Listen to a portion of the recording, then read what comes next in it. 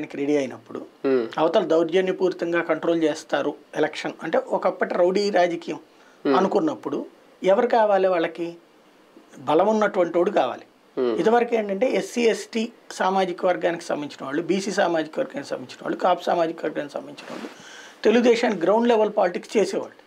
వీళ్ళు ఏంటంటే వాళ్ళని అవసరం తీరిన తర్వాత వాళ్ళకి ఎలాంటి ప్రయోజనం చేకూర్చాల.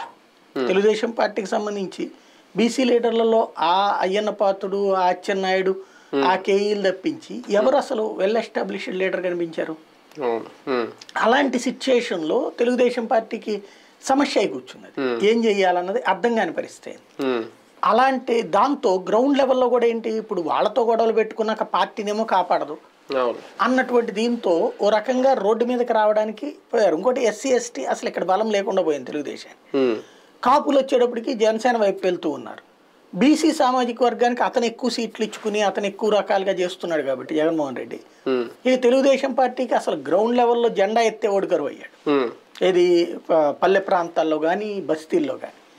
అలాంటి సందర్భంలో 10 మందిని పోగేసుకురాగలిగిన వాళ్ళు ఎవరంటే కాపు సామాజిక వర్గం వాళ్ళు. కేకేస్తే 10 మంది